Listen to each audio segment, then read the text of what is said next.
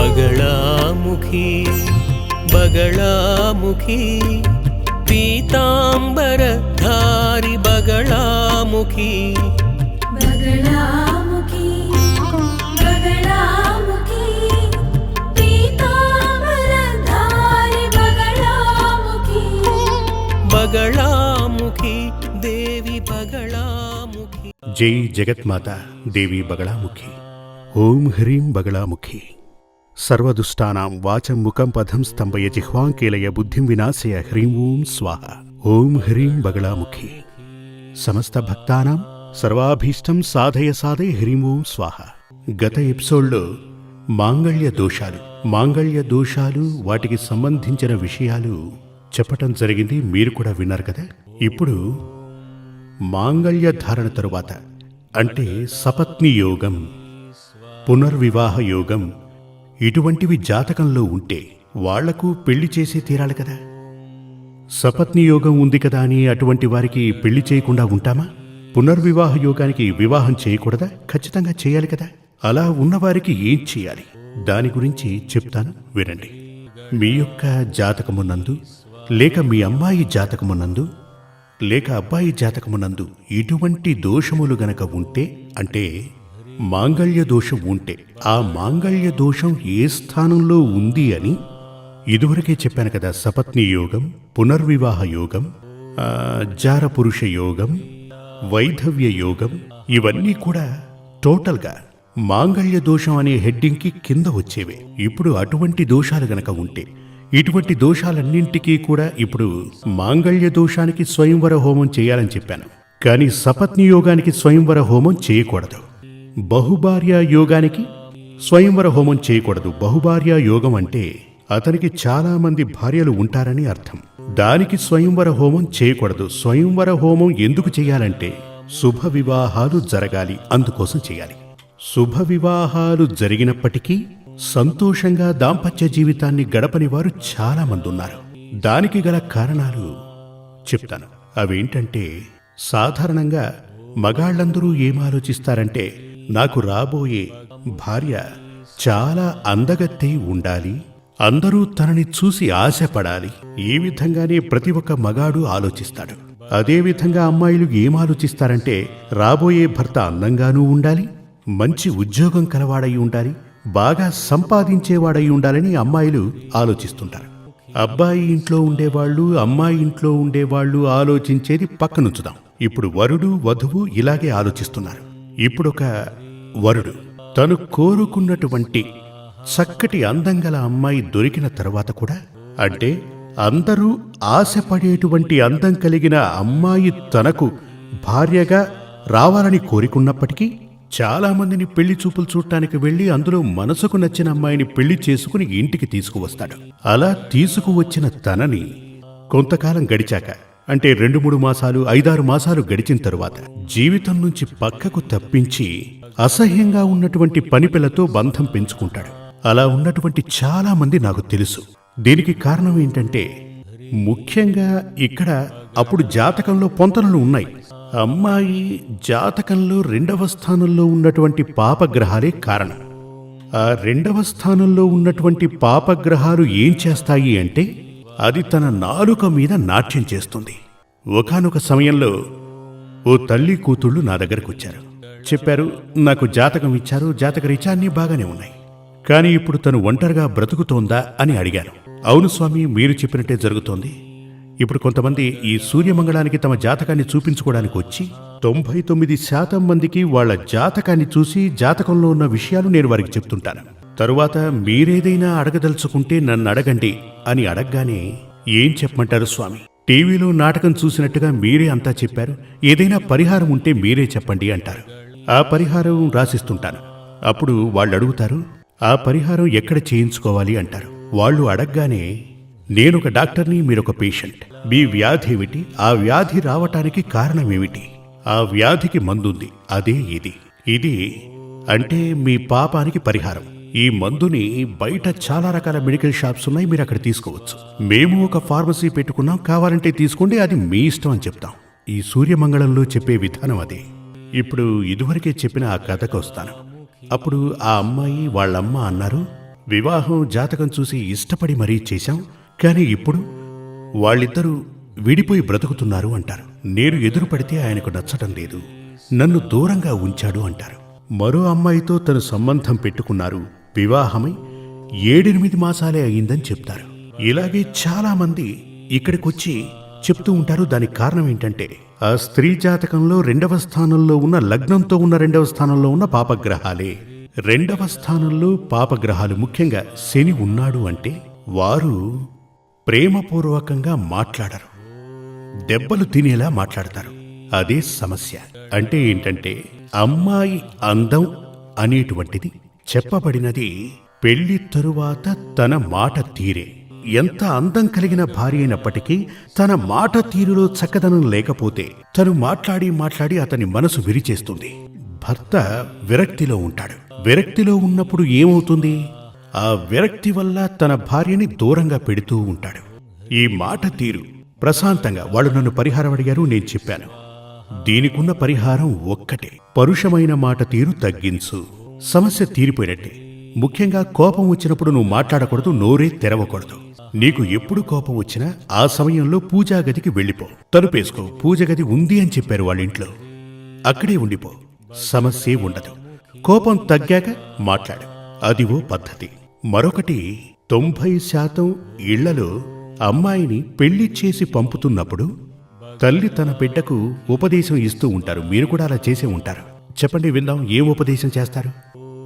ఇదివరకటి రోజుల్లో పెద్దవాళ్ళు చెప్పారు, కుటుంబ గౌరవాన్ని కాపాడాలి, నువ్వక్కడ సంతోషంగా ఉండాలి, మన కుటుంబ గౌరవం మెట్టినింట్లో నువ్వు కాపాడాలి అని చెప్తారు. కానీ ఇప్పుడు అలా చెప్పట్లేదు. అబ్బాయిని గుప్పెట్లో పెట్టుకోమ్మా, ఇలా తనకు చెప్పి పంపుతుంటారు. అదే అసలు సమస్య. ఇక ఈ అమ్మాయి అక్కడికి వెళ్ళిన తర్వాత ఎలాగైనా తన భర్తని తన అధీనంలో ఉంచుకోవడానికి ప్రయత్నం చేస్తుంది. మగాళ్ళు 3 రకాలుగా ఉంటారు. ఒకరు విల్ పవర్ ఉన్నటువంటి వ్యక్తి. ఈ విల్ పవర్ ఉన్నటువంటి వ్యక్తిని మార్చలేం. అతను భార్యని తన స్థానంలో ఉంచుతాడు, తల్లిదండ్రుల్ని వాళ్ళ స్థానంలోనూ, సహోదరుల్ని వాళ్ళ స్థానంలో ఉంచుతాడు. అలా ఉన్నటువంటి వ్యక్తిని తను ఎంతగా ప్రయత్నం చేసినా తనని మార్చి తన దారిలోకి తీసుకురావడం కుదరదు, సమస్య మొదలవుతుంది. ఇంకొంతమంది మగాళ్ళుంటారు, భార్య ఏదైతే చెప్తుందో అదే తనకు వేదం. భార్య మాట విని అమ్మ, నాన్న, సహోదరులందరినీ పక్కకు పెడతాడు. తను ఏదైతే చెప్తుందో అదే. మరో విభాగం ఏంటి అంటే అమ్మా నాన్న చెప్పిందే వింటాడు, భార్యని పనిపిల్లలా భావించి చూస్తుంటాడు. ఈ 3 విధానాలు తప్పే. ఈ 3 విధానాలు ఉండకూడదు. అసలు అత్తారింట్లో ఈ సమస్యలు ప్రారంభం కావటానికి ఈ అమ్మ తన బిడ్డకు ఇచ్చిన ఉపదేశమే కారణం. మీరు మీ అమ్మాయికి వివాహం చేసి పంపించి తను అక్కడ తన జీవితం సంతోషంగా గడపాలని కోరుకుంటే గనక భర్తని నీ చేతుల్లో ఉంచుకోవాలనే ఉపదేశాలు మానేసి అత్తామామల్ని నీ చేతిలో ఉంచుకొని చెప్పి చూడండి ఒకసారి. అప్పుడు చూడండి, సంతోషంగా జీవితం ఉంటుంది. ఎందుకంటే ఈవిడెళ్ళి అత్తని సంతోషంగా చూసుకుంటుంది, మామని సంతోషంగా చూసుకుంటుంది. ఇలా గనక ఉంటే ఏం జరుగుతుంది? ఉద్యోగం నుంచి వచ్చినటువంటి భర్త ఈ అమ్మాయి తన అమ్మా నాన్నలతో సంతోషంగా ఉండడం చూసి తను కూడా చాలా సంతోషపడతాడు. ఆహా, తను మా అమ్మా నాన్నల్ని చాలా సంతోషంగా చూసుకుంటుంది అనుకుంటాడు. ఆ విధంగా కాస్త ట్రెండ్ మార్చి చూడండి, మీ జీవితంలో సంతోషం ఉండి తీరుతుంది. సపత్నీ యోగం అది గనక మీ జీవితంలో ఉండి ఉంటే దానికి మీరు పరిహారం చేసుకోవాలి. బహుభార్యా యోగం అది ఉన్నా కూడా మీరు పరిహారం చేసుకోవాలి. పునర్వివాహ యోగం అది ఉన్నా కూడా మీరు పరిహారం చేసుకోవాలి. ఈ పునర్వివాహ యోగం అనేటువంటిది ఎటువంటిది అంటే గొడవలతో కూలిపోవడం. దీని కొరకు జాతకంలో పొంతనలు ఎలా చూడాలంటే ఉదాహరణ చెప్తాను. పునర్వివాహ యోగానికి పొంతనలు చూసి వివాహం చేసిన చాలా చోట్ల 100% పొంతనలు ఉన్నా పునర్వివాహ యోగం జరుగుతుంది. దానికి కారణం ఏంటంటే, నేనొకసారి ఓ ఆచార్యుణ్ణి అడిగాను. ఈ ఆచార్యుణ్ణి కొంతమంది భక్తులు తీసుకొచ్చారు. ఆయన కూడా జ్యోతిష్యం అవి తెలిసిన వ్యక్తే. అప్పుడు ఆయన అన్నారు, నేను పొంతనలు చూసే వీరి వివాహం జరిపించాను స్వామి, కానీ ఇప్పుడు వీరు ఇద్దరు విడిపోయే స్థితిలో ఉన్నారు. దానికి కారణమేంటో తెలియట్లేదు, వేరే ఏదైనా ఉందా, ప్రశ్న వేసి చూద్దామని ఇక్కడ దాకా వచ్చాను అన్నారు. నేను జాతకాన్ని చూశాను, రెండింటిలోనూ పునర్వివాహ యోగం ఉంది. పునర్వివాహ యోగం ఫలించాలంటే ముందుగా ఒక వివాహం జరిగి అది విడిపోయి తరువాత మరో వివాహం కదా జరిగి తీరాలి. అదే కదా పునర్వివాహ యోగం. అప్పుడు నేను వారిని ఇలా అడిగాను, ఇద్దరికీ పునర్వివాహ యోగం ఉంది, వీరికి పెళ్లి చేయకూడదు, ఎందుకు ఈ తప్పు చేశారనగానే ఆయన చెప్పారు, అవును స్వామి, ఇది కూడా ఓ పొంతనే కదా, ఈయనకి పునర్వివాహ యోగం ఉంది, తనకు పునర్వివాహ యోగం ఉంది, ఈ రెండు పొంతనే కదా అన్నాడు. ఈ పొంతన గురించి చెప్పాలి అంటే ఒకరి జాతకంలో ప్రతిరోజు తన భార్యని కొడుతుంటాడు, అలా అని తన జాతకంలో ఉంది. భర్త జాతకంలో ఏముంది? ప్రతిరోజు తన భార్యని కొడతాడు అనుంది. స్త్రీ జాతకంలో ఏముంది? ప్రతిరోజు తను దెబ్బలు తింటుంది అని రాసుంది. స్త్రీ జాతకం ఏం చెప్తోంది అంటే తను ఎవరినైతే వివాహం చేసుకుంటుందో తను ప్రతిరోజు ఈవెన్ని కొడతాడు, తను కొడతాడు అని ఉంది, తను తింటుంది అని ఉంది. అది పొంతనే కదా. అలా అని ఆయన అడిగారు. చూడండి, ఇద్దరికి వివాహం చేసేది సంతోషంగా జీవించడానికే కదా, పోట్లాడుకోవడానికి కాదు కదా. అంటే భర్త చేతులలో నిత్యం దెబ్బలు తింటుందని స్త్రీ జాతకంలో ఉంటే స్త్రీకి అణకువగా ఉండే పురుషునితో పెళ్లి జరిపించాలి. అప్పుడేమవుతుంది? మీరు కూడా చూసే ఉంటారు, కొన్నిళ్లలో ఆ ఇంటి ఆవిడ గయ్యాళిలా అరుస్తూ ఉంటుంది, భర్త ఏం చేస్తూ ఉంటాడు? మౌనంగా ఉంటాడు, నోరే తెరవడు. ఇక వాళ్ళ మధ్య గొడవలే ఉంటాయి చెప్పండి, ప్రశాంతత ఉంటుంది. ఇది శాస్త్రీయంగా జ్యోతిష్యాన్ని తెలుసుకున్న వారికే తెలుస్తుంది. ఇటువంటి దారులున్నప్పుడు వివాహం జరిపించాలి అనుకుంటే గనక, పొంతనలు చూస్తే గనక వాళ్ళు సంతోషంగా తమ నిండు జీవితాన్ని ఆనందంగా గడుపుతారు, సంతోషంగా వాళ్ళు జీవిస్తూ ఉంటారు. మాంగళ్యం అనేది సరికొత్త వంశం, ఈ వంశంలోకి కలవటం, మనల్ని చూసే రాబో తరాలు వారు జీవిస్తూ ఉంటారు.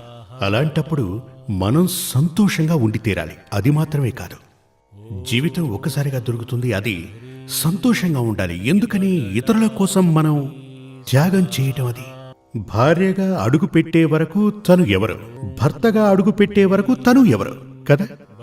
అటువంటి వ్యక్తి కోసం మనం అనవసరంగా ఎందుకు మన సుఖ సంతోషాల్ని త్యాగం చేయాలి? చాలా మంది చెప్తూ ఉంటారు, ఏమ్మా మీరు పెళ్లి చేసుకుని సంతోషంగా ఉన్నారా? ఏదో సర్దుకుని పోతున్నాం స్వామి అలా అని చెప్తుంటారు. మగాళ్ళని గనక అడిగితే విధి అలా అని చెప్తుంటారు. అసలు ఎందుకు ఇలా సర్దుకోవటం? అది అవసరం లేదు. జీవితం సర్దుకుపోవటానికి కాదు, అసలు సర్దుకోవటమే ఉండకూడదు. సంతోషంగా జీవించాలి. దానికేం కావాలి? వివాహానికి ముందే మంచి ఒక ఆచార్యుణ్ణి కలవండి, ఆయన మీకు మార్గదర్శనం చేస్తారు. ఒకవేళ వివాహం జరిగిపోతే దానికి కూడా పరిహారం ఉంది కదా. మీ జీవితంలో అసలు సంతోషమే లేదా, సుఖం లేదా? దానికి మీ జాతకాన్ని తీసుకుని మంచి ఆచార్యుణ్ణి కలవండి. ఆ సమస్య నుంచి మీకు సంపూర్ణంగా విముక్తి లభిస్తుంది, పరిహారం దొరుకుతుంది. జై జగన్మాత దేవి బగళాముఖి. నేను చెప్పేది వింటున్న మీ అందరికీ ఆ తల్లి అనుగ్రహం చేకూరాలి. ఆ తల్లి మీ వెంటే నడిచి నేను చెప్పేది మీకు అర్థమయ్యేలా చేసి దోషాల నుంచి పరిహారం పొంది ఈ క్షణం నుంచి మీరు జీవితంలో ఆనందంగా గడపాలి. శ్రీ సూర్యమంగళం అద్వైత వేద విద్యాపీఠంలో తాంత్రిక పూజల్లో సిద్ధహస్తులైన ఎందరో ఆచార్యులు అమావాస్య, పౌర్ణమి రోజుల్లో ప్రత్యేక యాగాలు నిర్వహిస్తారు. ఈ యాగాల్లో పాల్గొనడం ద్వారా తల్లి శ్రీ బగళాముఖీదేవి అనుగ్రహం వల్ల సర్వదోషాలూ పోయి సకల సౌభాగ్యాలు మనకు కలుగుతాయి. శ్రీ సూర్యమంగళం అద్వైత వేద విద్యాపీఠం జ్యోతిష్యం, ప్రశ్నలు, వాస్తు, తాంత్రిక పూజలు మరియు వేదయాగాలు నిర్వహిస్తారు. సంప్రదించవలసిన నంబర్ 7305442299 7305442299. చెన్నై, కోయంబత్తూర్, బెంగళూరు, హైదరాబాద్, విజయవాడ, ఢిల్లీ, ముంబై, తిరునల్వేలి, టెక్సాస్.